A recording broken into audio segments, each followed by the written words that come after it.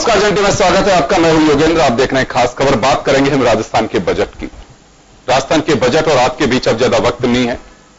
हर व्यक्ति की उम्मीदें हैं कि क्या होगा। कहा यह जाता था कि जीएसटी के बाद अब बजटों का कोई औचित्य नहीं रह गया, ना कुछ सस्ता कर सकते ना बढ़ा सकते, लेकिन ऐसा नहीं है। जीएसटी के मद में आने वाला रेवेन्यू वो सीधा सीधा सरकार को मिलता है, उसमें कुछ नहीं लग रहा।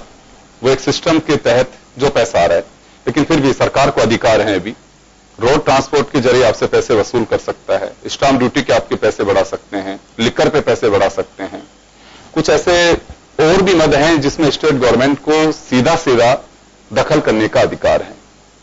अब यहां देखना होगा कि राजस्थान के परिप्रेक्ष्य में बात करें तो कुछ योजनाओं पर जब सवाल उठ रहा था तो कहा यह जा रहा था कि प्रदेश में आर्थिक स्थिति पूर्ववर्ती सरकार के चलते कमजोर है। यह सरकार का दावा है।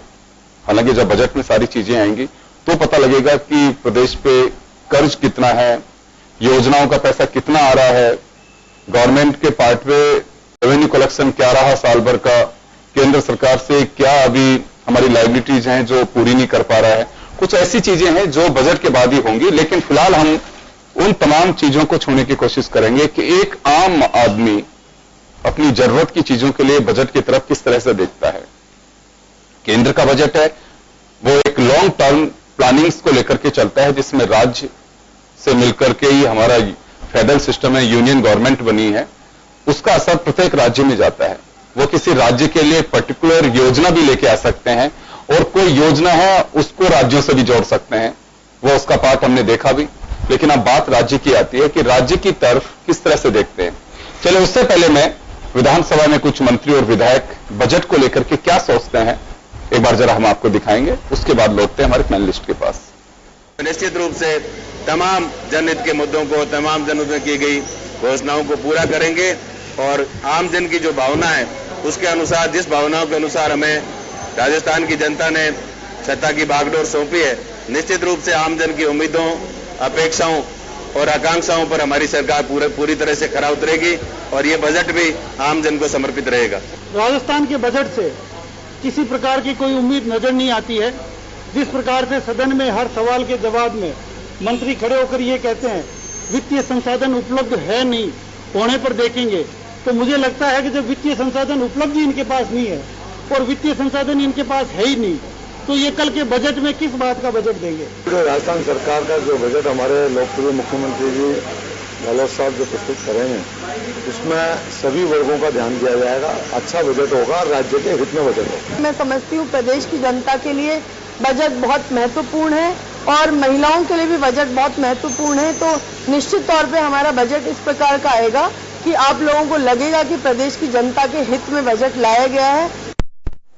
तो चले सत्ता पक्ष से जुड़े 3 मंत्री ये बात कह रहे हैं कि लोकप्रिय बजट होगा, जनता के हित का बजट होगा, प्रदेश के विकास का बजट होगा, और भाजपा इससे खारिज कर रही है कि जब मंत्री हाउस में ये कह रहे हैं सवालों के जवाब में कि वित्तीय स्थिति और वित्तीय संसाधन होंगे तो काम होगा, तो अंदाजा लगाया जा सकता है कि पैसा नहीं है तो बजट भी अच्छा नहीं होगा। ये भाजपा का दावा। चलिए हमारे पैनलिस्ट के पास आते हैं। अलका बत्रा जी हमारे साथ जुड़ी हुई हैं और अलका जी मुख्यमंत्री की जो एडवाइजरी कमेटी है बजट की उसकी भी मेंबर हैं। बाबूलाल जी जो हमारे साथ हैं, 2 हमारे जो पैनलिस्ट हैं वो एडवाइजरी कमेटी के सदस्य हैं। अलका जी, सबसे पहले मेरा एक सवाल है कि मुख्यमंत्री की बजट परामर्शदात्री समिति जो बनती है, जो लोग सुझाव देते हैं, बजट आप उसके बाद देखते हैं, अलग अलग कमेटी आती है, लेकिन आप भी एक कमेटी के मेंबर हैं और हर बार आप जाती भी हैं। कितना असर देखते हैं कि जो सुझाव आते हैं कि जो इसमें बजट में देखते हो कि हाँ ये सुझाव हमने दिया था और ये मिला है?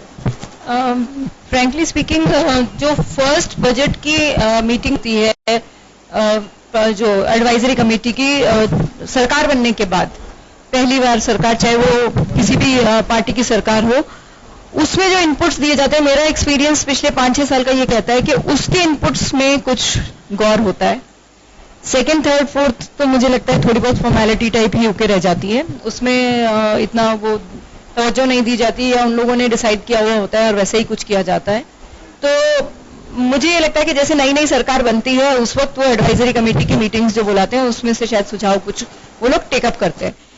और इसके अलावा जो एक मुझे उस चीज में और भी लगता है कि ज्यादातर जो एडवाइजरी कमेटी की मीटिंग्स होती हैं वो 3-4 अलग अलग होती हैं कि टैक्सेशन के ऊपर एक अलग मीटिंग होती है, नॉर्मल मुद्दों पे अलग होती है, और महिला जो जितनी भी है एडवाइजरी कमेटी में जो बुलाई जाती हैं वो सिर्फ एनजीओ और महिला मुद्दों के लिए बुलाया जाता है, उनको किसी प्रोफेशनल इनपुट्स के लिए नहीं बुलाया जाता है। चाहे जैसे वो टैक्सेशन की मीटिंग होती है, तो मेरे को ध्यान है जब मैं एक बार टैक्सेशन की मीटिंग में गई थी तो I was the only female in that meeting, rest all were male या कोई और जितने भी उद्योग होते हैं इनके लोगों को बुलाया जाता है।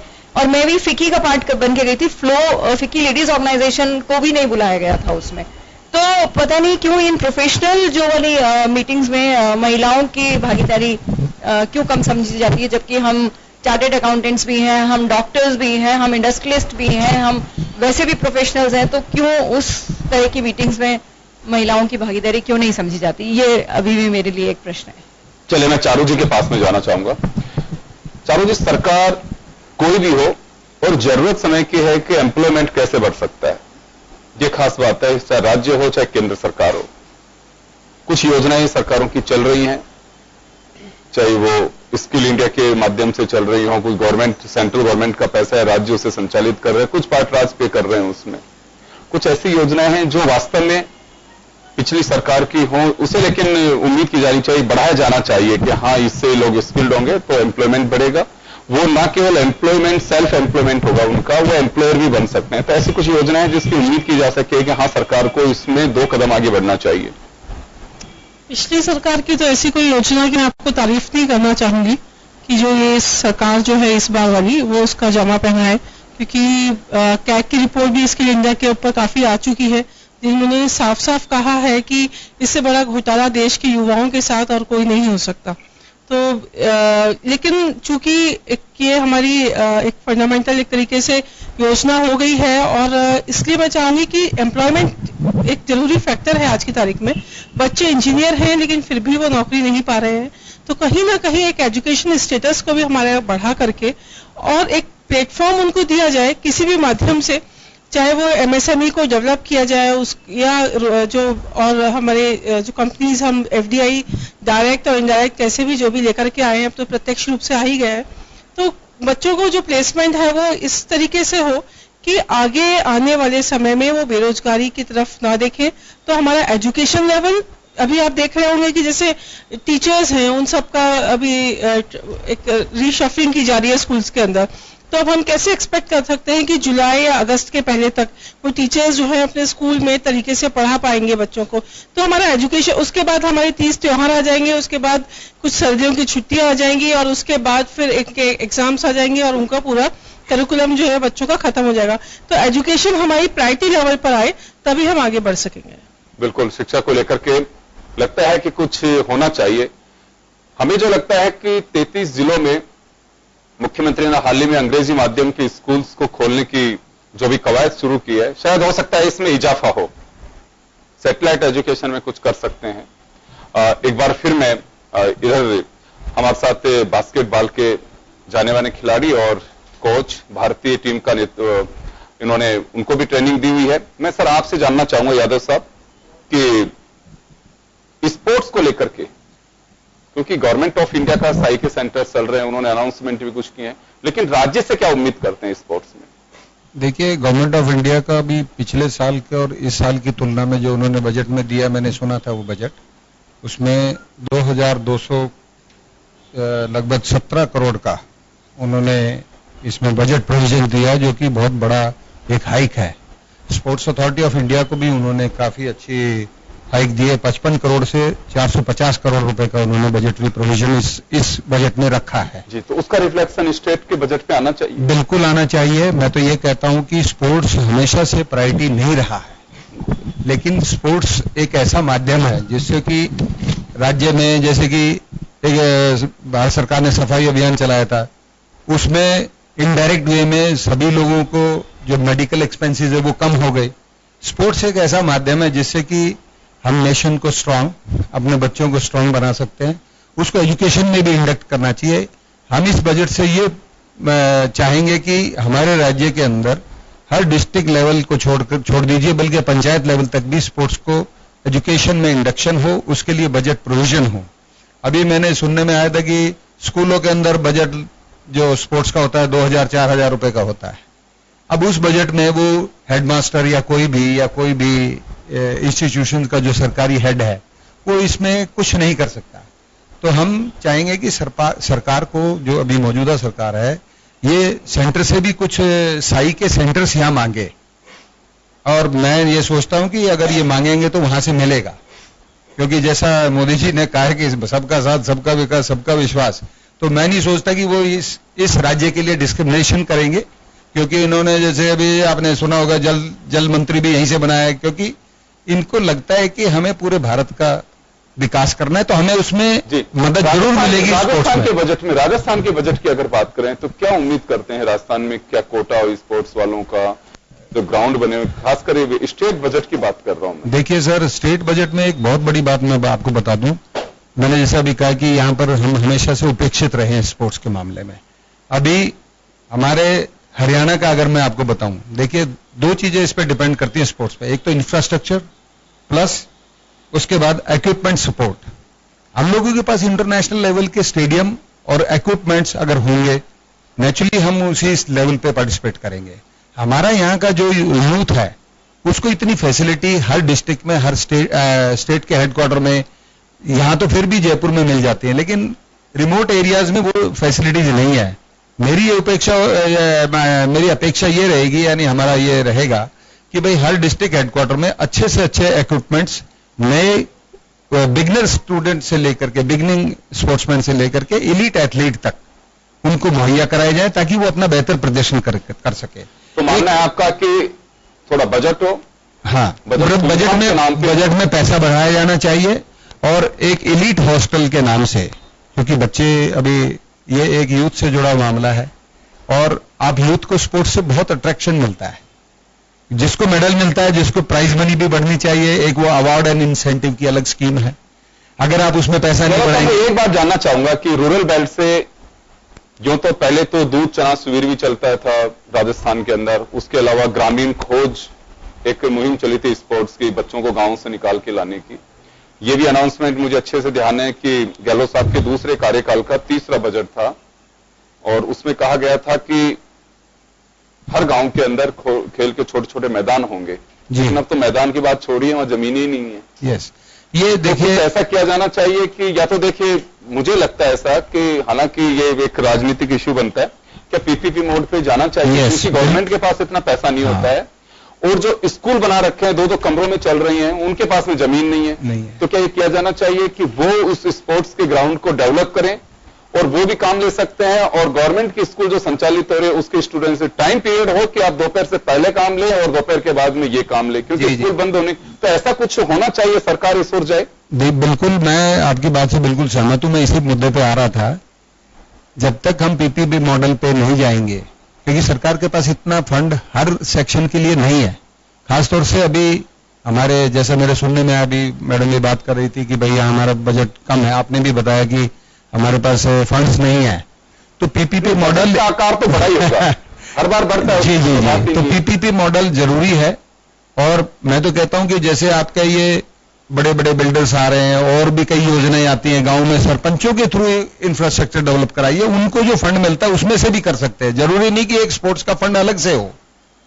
आपके एमएलए, एमपीज, इनके पास भी फंड होते हैं, तो एक स्पोर्ट्स की एडिशनल हेल्प जब भी मिलेगी, when everybody will call for that, कि हाँ भाई हम ये स्पोर्ट्स के लिए करना चाहते हैं, तो उसके लिए उनको थोड़ी सी एमएलएज, एमपीज को, लोकल जो भी यहाँ के हैं, उनको भी एक छूट मिले कि आप स्पोर्ट्स के अंदर इंफ्रास्ट्रक्चर में या किसी में भी आप मदद कर सकते हैं। यादव से वापस आऊंगा, अलका जी कुछ कह रही है बीच में। जी, स्पोर्ट्स की जहां तक बात है, राज्यों से बिल्कुल सर ने भी उसको छेड़ा था कि और राज्यों के मुकाबले में राजस्थान के स्पोर्ट्स पर्सन थोड़े से उन लोगों के साथ उतना अच्छा बिहेव नहीं किया जाता, उनको उतने अच्छी तरीके से नहीं ट्रीट किया जाता।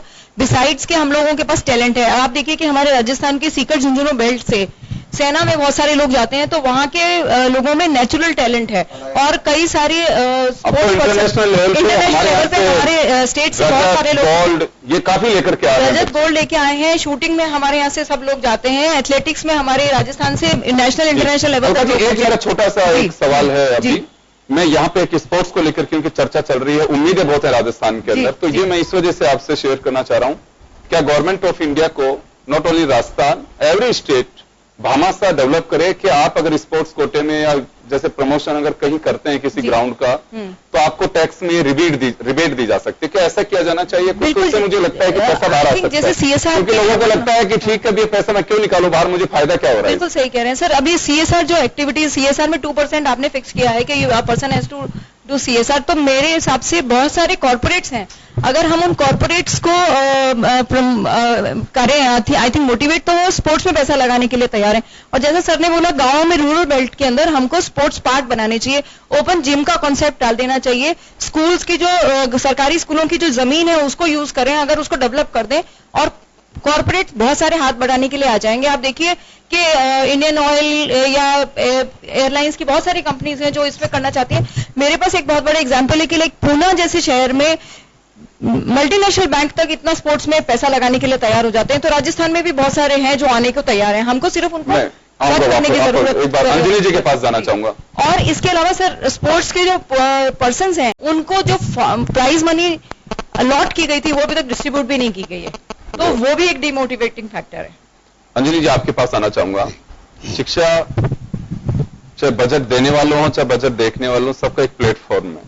एजुकेशन के लिए कुछ ऐसी उम्मीदें हैं बजट में जो वास्तव में होनी चाहिए? देखिए, शिक्षा एक ऐसी आवश्यकता है जो पूरे सिस्टम को बदल सकती है, लेकिन शिक्षा पिछले आजादी से लेकर अब तक शिक्षा का क्षेत्र में जितना बजट अलॉट होना चाहिए वो ना तो बजट अलॉट होता है, और यदि होता है तो उसका उपयोग नहीं होता। अभी राजस्थान की बात कर रहे थे आप, आधारभूत संरचनाएं, महात्मा गांधी विद्यालय का आपने जिक्र किया, वहां शिक्षक लगा दिए लेकिन भवन नहीं है उतने, जो अंग्रेजी माध्यम के लिए भवन होना चाहिए। जब हम कोई योजना लाते हैं तो पहले उसकी आधारभूत संरचना क्या क्या उसकी आवश्यकता होगी उनकी पूरी तैयारी करें, उसके बाद उस पर आगे बढ़ें। शिक्षा के क्षेत्र को चारू जी ने अभी बताया, शिक्षकों के स्थानांतरण और इनकी रिसफलिंग के कार्यक्रम जुलाई माह में चालू किए गए। आज तक पॉलिसी नहीं बन पाई। शिक्षक को जुलाई और अगस्त में ये पता ही नहीं कि मैं इस विद्यालय में पढ़ाऊंगा या कहीं और पढ़ाऊंगा। हम सरकार से ये मांग करते हैं, इस सरकार से और पूर्ववर्ती सरकारों से भी मांग की हमने कि आप मई और जून, जब ग्रीष्मावकाश का समय रहता है, उस समय आप स्थानांतरण से संबंधित जितने भी कार्य है वो पूर्ण कर लें, ताकि 1 जुलाई को विद्यार्थी और शिक्षक जो विद्यालय में आवे वो पूरी तरह ये आश्वस्त हो गए पूरे 1 साल में इस बच्चे को पढ़ाऊंगा, और बच्चा भी ये आश्वस्त हो गए कि मुझे ये गुरुजी पढ़ाएंगे। अभी यादव साहब की बात हो रही थी, स्पोर्ट्स की बात करें हम, विद्यालयों में भवन तो 2 कमरे में चल रहा है, खेल के मैदानों की बात तो बहुत दूर की है, एक दुबा स्वप्न होगा ये। 2-2 कमरों के विद्यालय हैं जहां पर 8-8 कक्षाएं चल रही हैं। अभी पिछले दिनों जोधपुर का माननीय मुख्यमंत्री जी के क्षेत्र का तिबरी एक विद्यालय था, किसी दूरदर्शन के चैनल ने उस पर दिखाया था, मैं भी डिबेट में था। 2 कमरों में टीन शेड में आज भी वो विद्यालय चल रहा है। कौन से बजट की बात करें हम? विद्यालय जहां 8 कक्षाएं, 8 कक्षा कक्ष होने चाहिए। अगर 12 कक्षाएं विद्यालय में पढ़ती हैं तो 12 कक्षाओं को बैठने के लिए तो 12 कक्षा कक्ष होने चाहिए। इतने संसाधन तो हो। खेल की गतिविधियों की बात करते हैं, खेल के बजट के नाम पर विद्यालय में 2000 रुपए की राशि दी जाती है। 2000 रुपए में आप बास्केटबॉल से आते हैं, मुझे लगता है यदि 2 बास्केटबॉल या 1 बास्केटबॉल अच्छी सी खरीदना चाहे तो विद्यालय का संस्था प्रधान 1 बास्केटबॉल नहीं खरीद सकता, और हमसे उम्मीद की जाती है कि आप उस स्तर के स्पोर्ट्स में तैयार करें। शारीरिक शिक्षकों के पद आज भी रिक्त हैं, ना उन पर पदोन्नति की गई। तो राजस्थान में यदि शिक्षा को बढ़ावा दिया जाना है, खेल को बढ़ावा दिया जाना है, तो राजस्थान की शिक्षा की आधारभूत संरचना की जो आवश्यकता है पहले उनकी पूर्ति हो, पर्याप्त मात्रा में विद्यालय में शिक्षक हो। आप आश्चर्य करेंगे, 8 कक्षाएं और अध्यापक 5, कौन सी गतिविधि है मुझे तो समझ में नहीं आती कि 5 अध्यापक 8 कक्षाओं को एक साथ पढ़ा सकते हैं। इसका मतलब 3 कक्षाएं एक समय में निश्चित रूप से बिना अध्यापक विहीन रहेंगी। वहां अध्यापक हो, भवन हो, पीने का शुद्ध पेयजल हो, शौचालय की उपयुक्त व्यवस्था हो, बिजली हो, कंप्यूटर अब ले आए हैं, शिक्षा विभाग में कंप्यूटर पर कार्य किया जा रहा है बहुत, कंप्यूटर के शिक्षक आज तक नहीं है। पिछले 20 साल से कंप्यूटर शिक्षा विभाग में चालू है, लेकिन यहाँ कंप्यूटर के शिक्षक हैं और प्रशिक्षण के नाम पर एक RSCIT कोर्स है जो 2 महीने का कोटा ओपन यूनिवर्सिटी कराती है, वो मात्र खानापूर्ति है।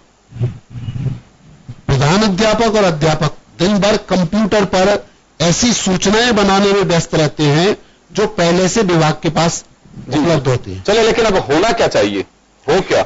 आधारभूत संरचनाओं के लिए पर्याप्त मात्रा में बजट हो, विद्यालय में कक्ष हो, शिक्षक हो, इंफ्रास्ट्रक्चर पे ध्यान हो, तब क्वालिटी एजुकेशन आ सकती है। जब क्वालिटी एजुकेशन मैं आऊंगा अंजनी साहब आपके पास वापस। तो योगेंद्र जोशी साहब हमारे साथ में।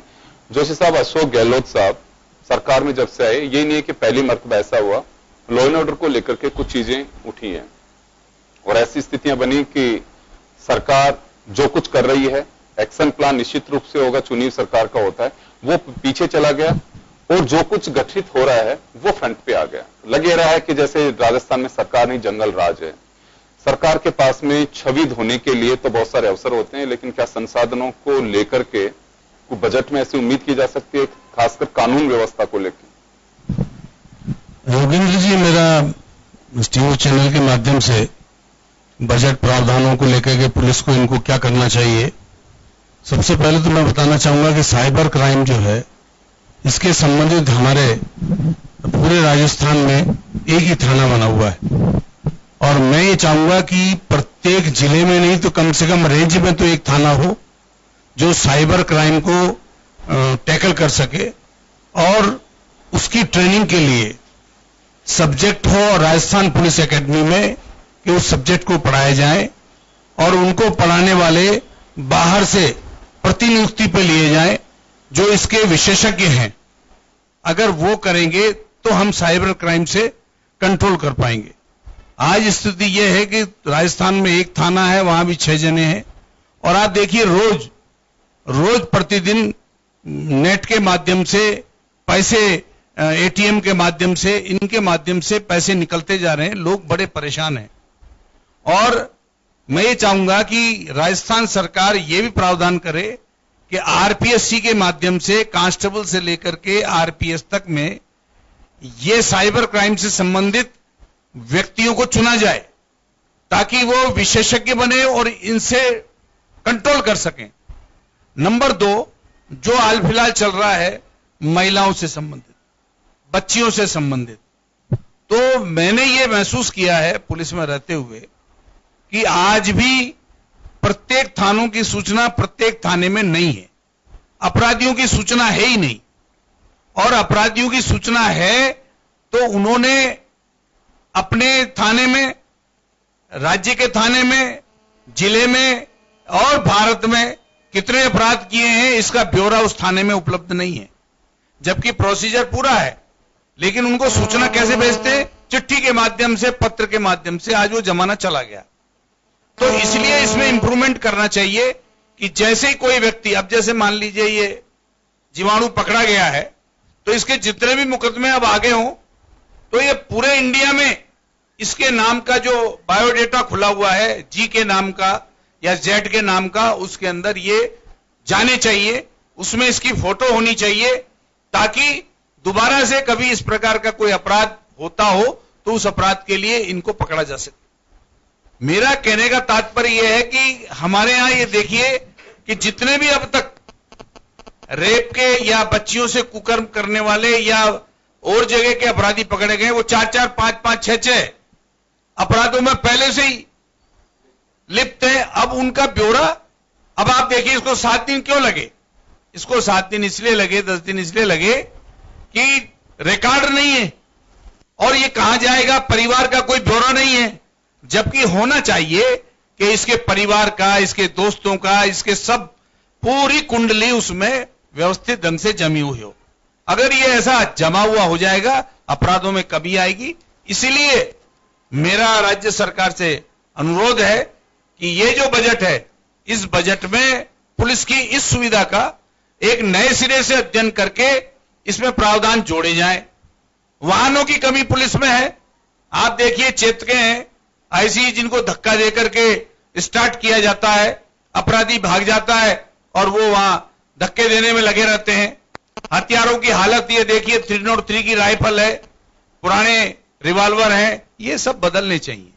इनके प्रावधान जब तक आप नहीं लाएंगे, जब तक हम नए तरीके के जो अपराधी हैं उनसे हम संघर्ष नहीं कर पाएंगे। बिल्कुल, इसमें कोई डाउट नहीं है। संसाधनों का बड़ा अभाव है। आज स्थिति यह है कि चेतक आपकी कब खड़ी हो जाए कोई पता नहीं है, और अपराधी फॉर्च्यूनर से घूम रहे हैं, आप पीछा नहीं कर सकते उनका। वो AK-47 लेके चलते हैं, और हमारा जो संतरी होता है वो एक डंडा लेकर के और नाकेबंदी में रहता है, या 303 की पुरानी राइफल। समय के साथ ये चीजें बदलनी चाहिए, क्योंकि कानून व्यवस्था, ये कोई जरूरी नहीं है कि जहां आतंक फैल रहा है जिन राज्यों में, या नक्सलिज्म जहां है, वहीं पे कानून व्यवस्था बिगड़ी हुई है। हालात सभी जगह ऐसे हैं, और ये कोई, मैं ये नहीं कहता कि किसी सरकार की लापरवाही रही होगी। हर सरकार चाहती है कि मेरे ये दाग ना लगे, लॉ एंड ऑर्डर मेंटेन रहे, लेकिन चुनौतियां बहुत सारी हैं। तो लगता है कि केंद्र सरकार से पैसा आता आपके पास में पुलिस के पुनर्संरचना के लिए, कानून व्यवस्था के लिए, आप उसको यूज करिए। लेकिन अभी होता क्या है, मैं किसी अधिकारी से पूछा कि सब पैसा आता है कि एक्चुअल में उसी मद में जिसमें आता है उसमें खर्च होता है। उन्होंने रास्ता बताया कि साहब, गवर्नमेंट ऑफ इंडिया की मॉनिटरिंग नहीं होती है, या फिर AG की ऑडिट होती है। पैसा जो आता है हम उसकी यूसी देते हैं, तब अगली किस्त हमें मिलती है यूजर सर्टिफिकेट। वो देने के बाद नई किस्त आएगी। अब वो पैसा आपका थाने के मत का है, और उसके अंदर DG साहब के घर के लिए, ऑफिस के लिए, या दूसरी जगह के लिए सेट या फर्नीचर ये खरीद लिया आपने, लेकिन वो उसके अंदर रिसिप्ट दे दिया आपने, तो चेक नहीं हो गया। तो AG में कभी ऑडिट होगी तब होगा। तो लगता ही है कि वास्तव में जिन संसाधनों के लिए पैसा आता है वो खर्च भी होने चाहिए। बहुत सारे ऐसे हैं कि मैं अभी TDP को लेकर के मैं कुछ आंकड़े निकाल रहा था, उसमें मैंने देखा कि ट्राइबल बेल्ट जो है वो वास्तव में ट्राइब तो है, उसके अलावा बहुत ही बड़ी परेशानी की स्थिति है। वहां जिन मदों में पैसा खर्च होना चाहिए तब पैसा ही खर्च नहीं हुआ, और सरकार की इतनी योजनाएं हैं।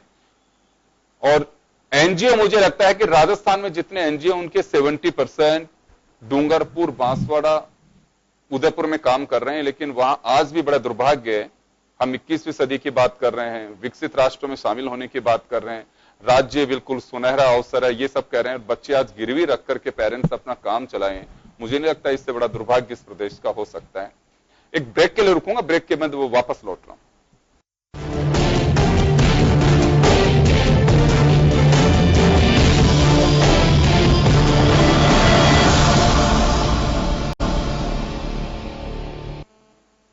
ब्रेक के बाद एक बार फिर आपका स्वागत है। आप देख रहे हैं खास खबर। बात कर रहे हैं हम राजस्थान के खास बजट की, उम्मीदों वाला बजट। उम्मीद ही की जा सकती है बजट से। हम प्री टॉक्स कर रहे हैं, हालांकि बजट रेडी है और बजट बस आएगा इसका हमें इंतजार है, लेकिन वास्तव में बजट से उम्मीद होती है। मैं बाबूलाल जी के पास जाना चाहूंगा। गुप्ता साहब, आपको एक बड़ा एक्सपीरियंस है बजट्स का।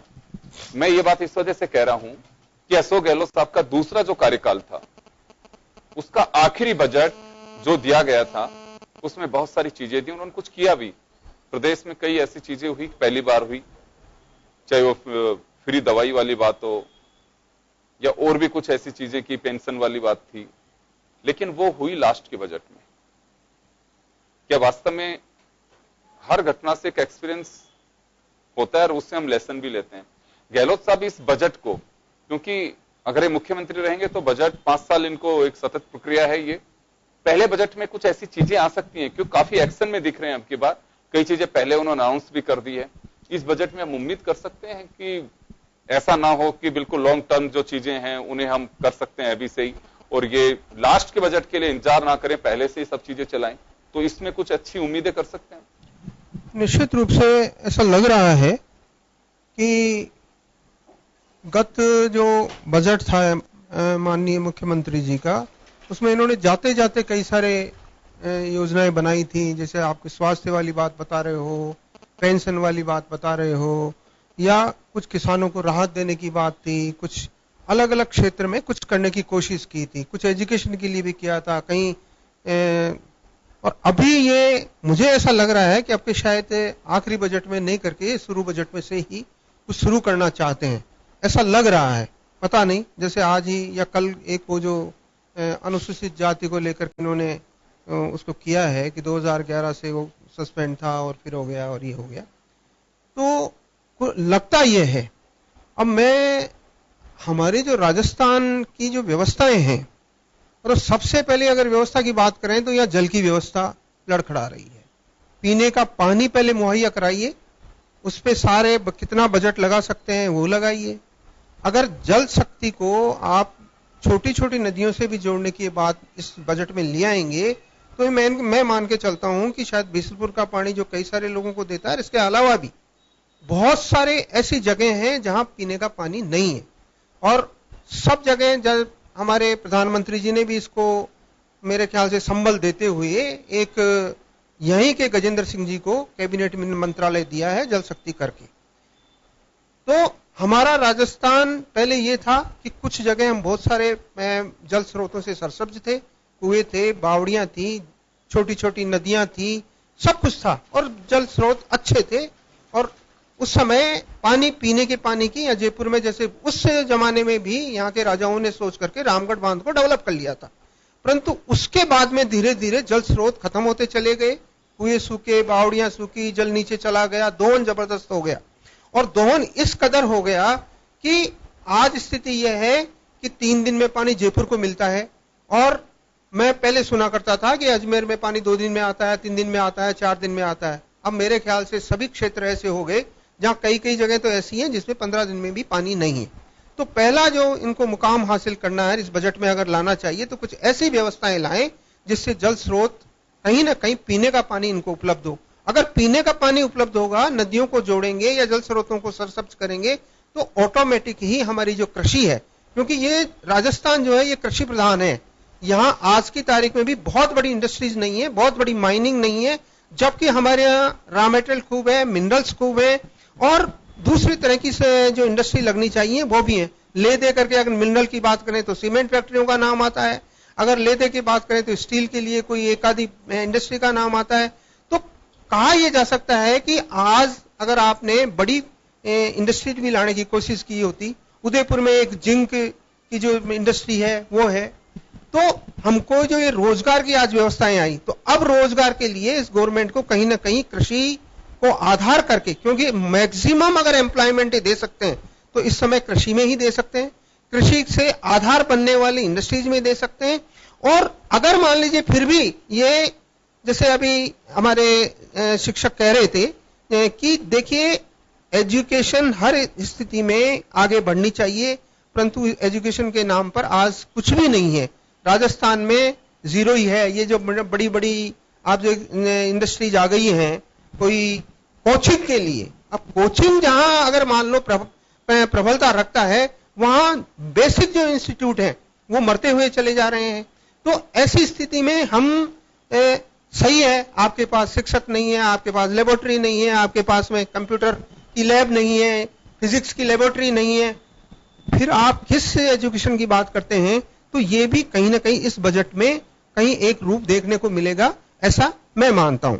इसके अलावा देखिए, अब अगर जैसे इंडस्ट्री और एमएसएमईज की बात कर लें तो एमएसएमई के लिए भी ये बहुत बड़ी योजनाएं इनको इस बजट में लेके आने चाहिए। ये मेरी अपेक्षा है कि लेके आने चाहिए कि एमएसएमईज ऐसे डेवलप करें, छोटे छोटे उद्योग आवश्यक हो गए हैं, गांव का आदमी गांव में रहे, उसको रोजगार वहीं मिले, इसके लिए आवश्यक हो गया है कि वहां रोजगार भी उत्पन्न हो। जैसे किसान के खेत पर कुछ क्लस्टर्स बना करके ये ग्रेडिंग क्लीन की मशीनें लगा दें और एक पैकेजिंग की मशीनें लगा दें, तो एक तो ये होगा कि उस किसान को ऑटोमेटिक ही उसमें डबल आय मिलने लगेगी और लोग जो हमारे युवा आज नौकरियों की तरफ भाग रहे हैं अर्बन की तरफ, वो वहां वापस उनकी ओर आकर्षित होंगे, क्योंकि जहां पैसा मिलेगा आदमी वहां जाएगा।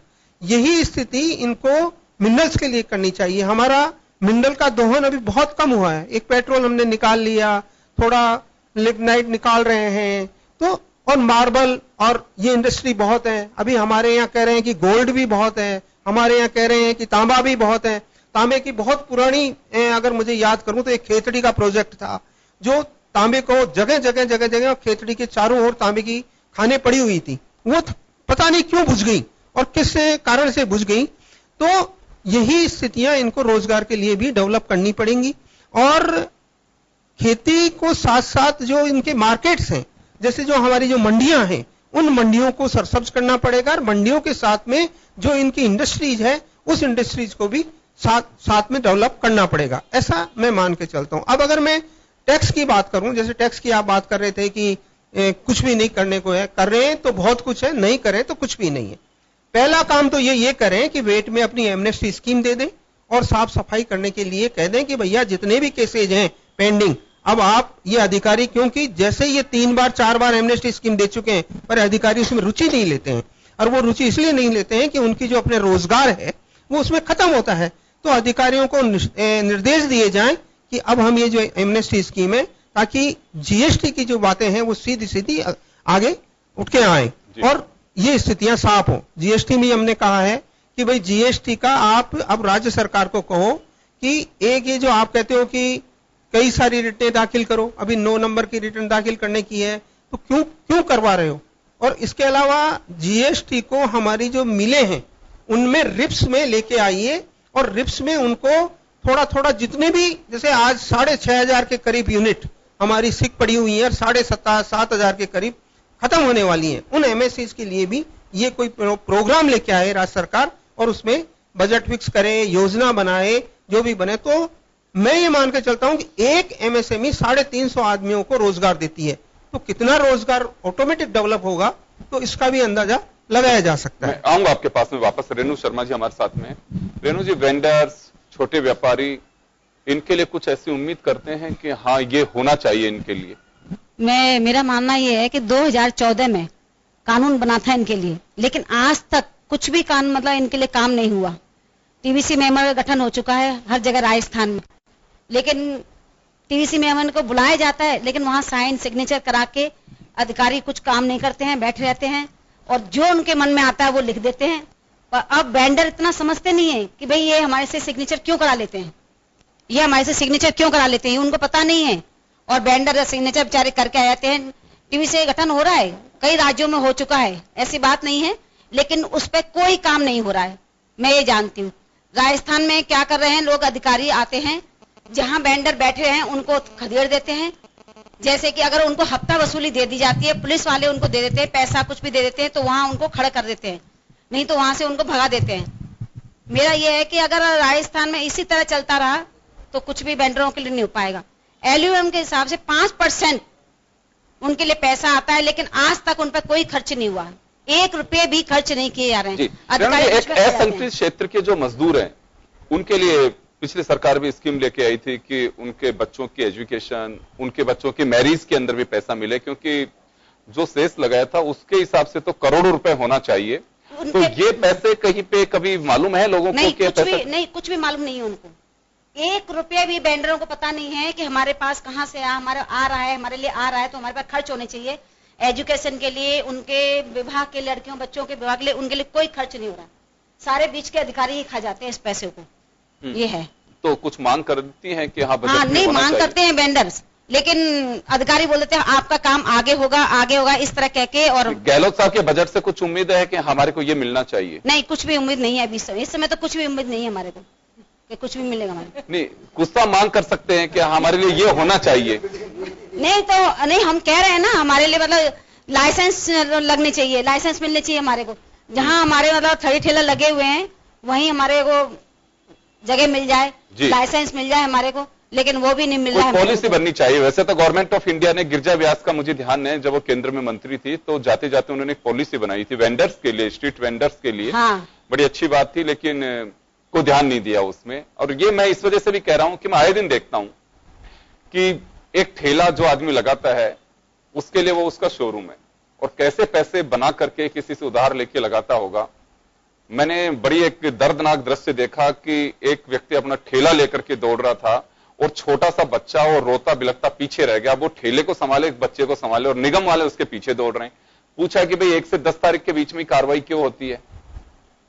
अगर वो इलीगल कर रहे हैं तो उनको आप हटाइए वहां से, फिर क्यों बैठने देते हो?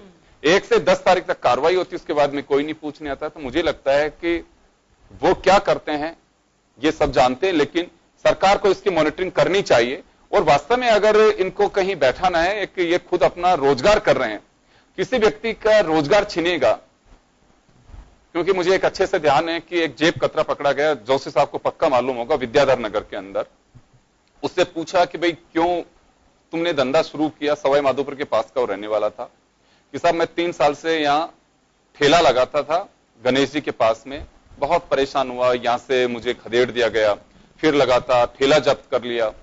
अब बच्चों को तो यही मालूम है कि मैं पाव भाजी का इसका ठेला लगा रहा हूं, लेकिन साहब अब मजबूरी में क्या करूं, वहां बच्चों की पढ़ाई पे, तो ये किसी आदमी का रोजगार चला जाएगा, या तो सुसाइड करे या फिर परिवार पालने के लिए वो कोई रास्ता अपना सकता है।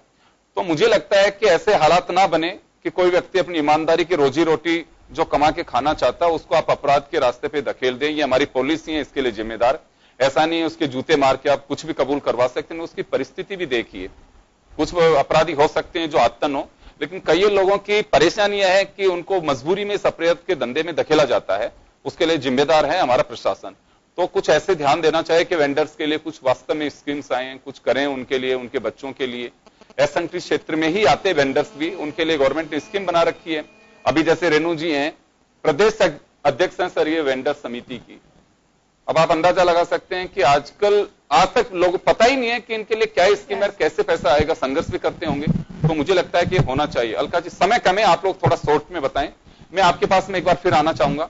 रोजगार एक बड़ा इश्यू है और एक पानी। मुझे लगता है कि दो बहुत बड़ी एक जरूरत है। अगर रोजगार मिलेगा तो कुछ भी हो सकता है, और पीने का पानी नहीं होगा तो हम करेंगे क्या रोजगार के लिए? क्योंकि आप एक एचआर कंपनी भी चलाती हैं जी। किस सेक्टर पे गवर्नमेंट को फोकस करना चाहिए? आई थिंक राजस्थान में देखिए हमारे पास लैंड बहुत है और बहुत सारे सेक्टर्स हैं, क्योंकि इंडस्ट्री हम लोग यहाँ पे इंडस्ट्रीज लगा सकते हैं, हमारे पास जमीनें हैं, हम इंडस्ट्रीज को इनवाइट कर सकते हैं। सोलर एनर्जी एक बहुत बड़ा हमारे पास इनपुट्स है, उसके ऊपर हम एम्फेसाइज कर सकते हैं। और अपार्ट फ्रॉम दैट हमको चाहिए, एक तो रोजगार के पहले एजुकेशन सिस्टम को भी हमको ठीक करना जरूरी है, और खाली रोजगार के लिए स्किलिंग के लिए जो हमको आईटीआईज हैं उनको स्ट्रेंथन करना बहुत जरूरी है, क्योंकि डिमांड बहुत रहती है लेकिन बच्चे तैयार नहीं होते उस हिसाब से। तो आई थिंक जो आईटीआईज है रूरल एरियाज में भी हमको उसके बहुत ज्यादा उसको स्ट्रेंथन करने की जरूरत है। इसके अलावा आपने कहा खाली रोजगार की बात नहीं सर, मैं चाहती हूं कि अभी मैडम बोल रहे थे कि उनको सरकार से कोई एक्सपेक्टेशन नहीं है बजट में।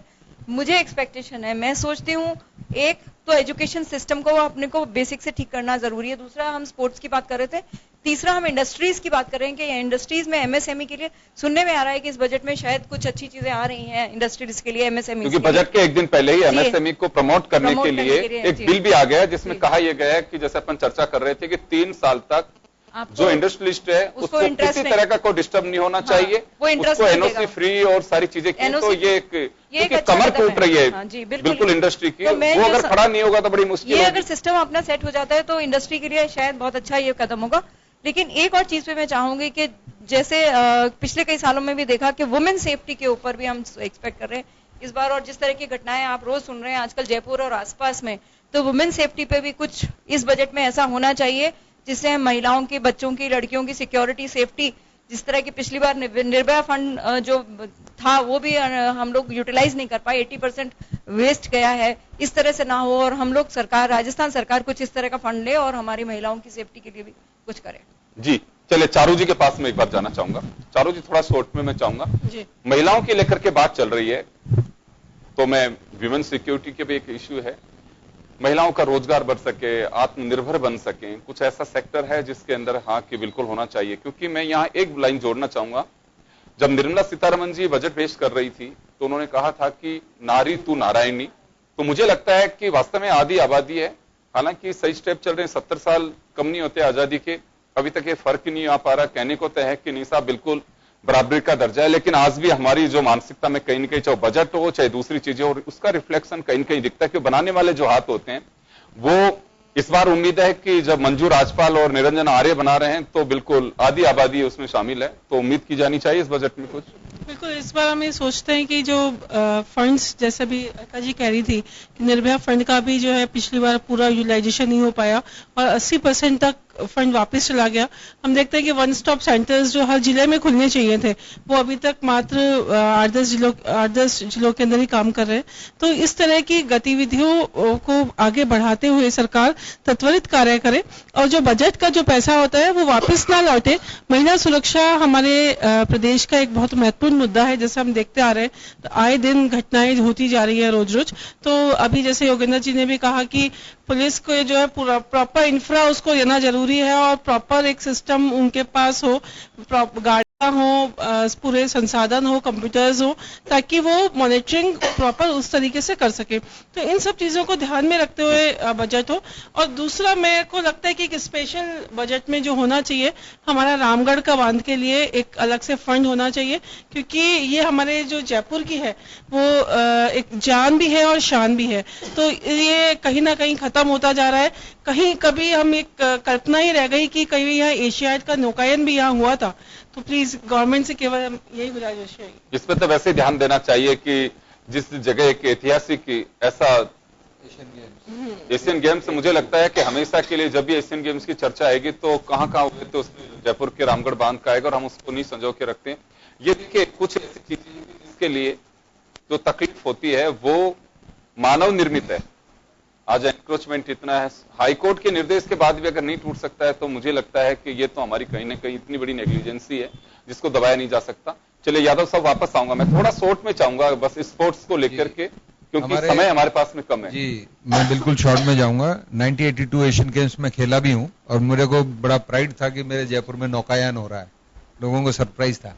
अभी हमारे यहाँ मैं आपको बता दूं कि पिछले समय से कोचेज की बहुत ज्यादा शॉर्टेज चल रही है। जब तक सिखाने वाले ही नहीं होंगे तो बच्चे क्या सीखेंगे, ये मैं नहीं समझ पा रहा हूं। अभी यहाँ हमारी इतनी शॉर्टेज है कि हम part time coaches, contractual coaches रखे हुए हैं। आप देखिए वो क्या पढ़ाएंगे, 5,000 4,000 रुपए की उनको देते हैं, वो अपने बच्चे पालेगा या क्या करेगा। तो परमानेंट कोचेज की व्यवस्था हर डिस्ट्रिक्ट में होनी चाहिए, हर खेल के लिए होनी चाहिए। इसके लिए बजट में प्रोविजन होना चाहिए। अगर ये नहीं होगा तो खेल कभी राजस्थान का ऊपर नहीं आएगा। हम तो बाय द वे स्पोर्ट्समैन है, मैं आपको बता दूं।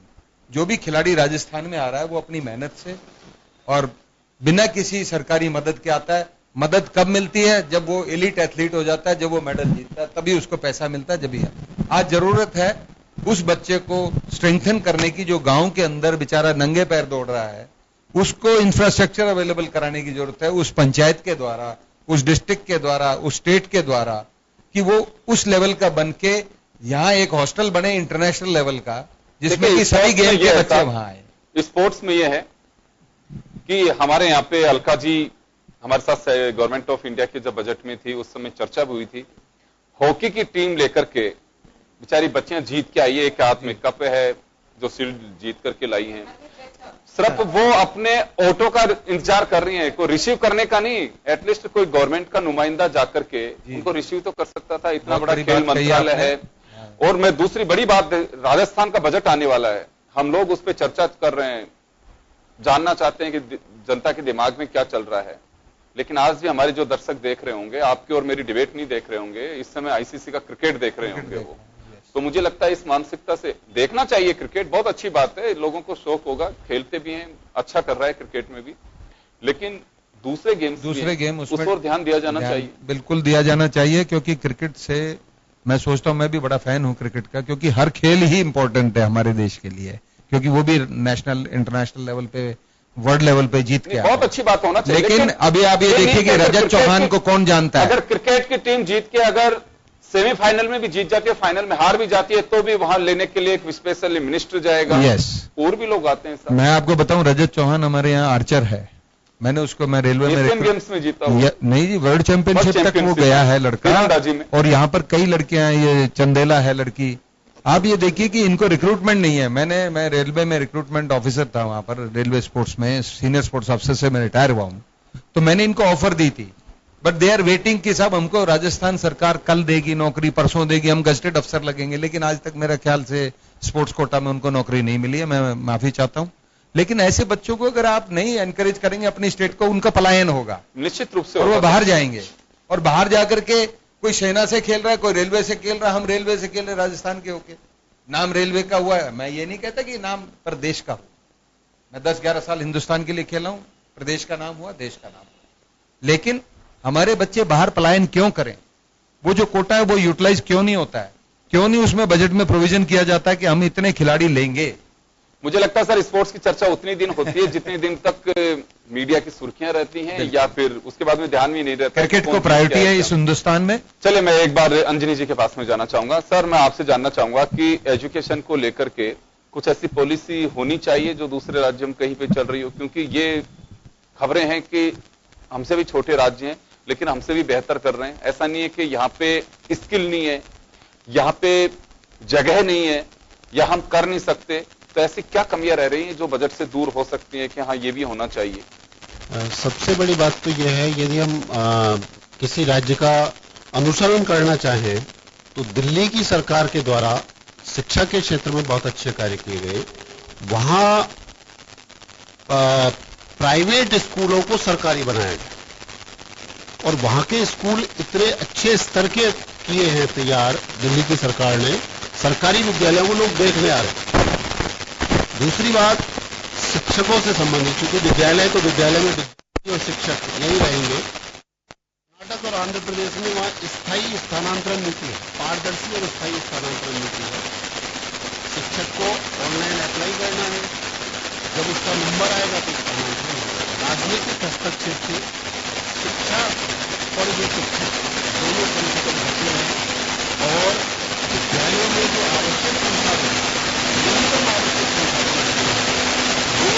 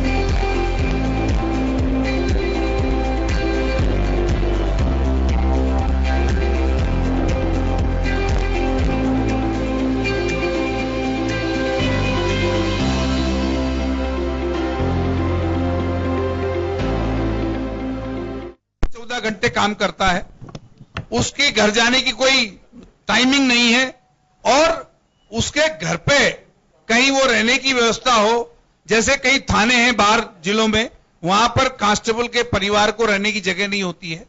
तो ऐसी चीजों के बारे में, वेलफेयर के बारे में सरकार को सोचना चाहिए ताकि वो मन लगा करके। आज क्या होता है कि शनिवार पड़ गया, इतवार पड़ गया, वो लेता है छुट्टी में, तो केस पेंडिंग रह जाता है और उसमें जो उस अधिकारी को करना चाहिए वो नहीं कर पाता।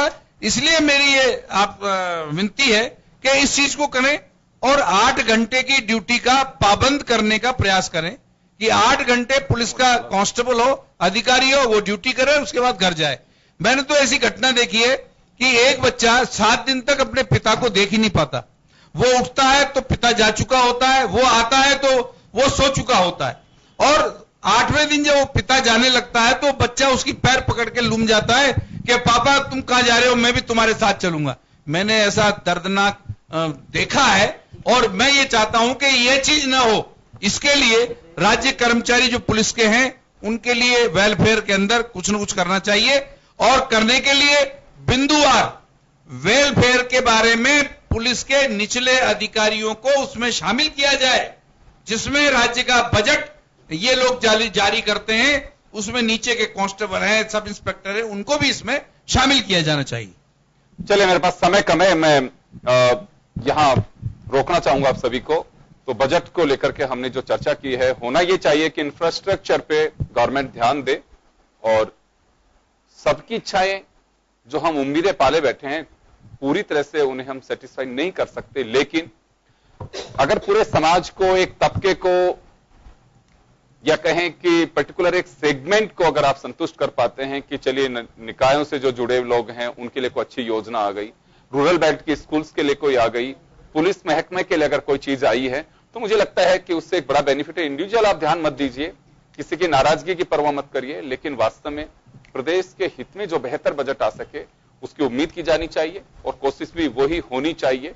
तो चलिए, हम इंतजार रहेगा कि जादूगर जी के पिटारे से निकलेगा क्या, सबकी निगाह इस पे टिकी हुई है।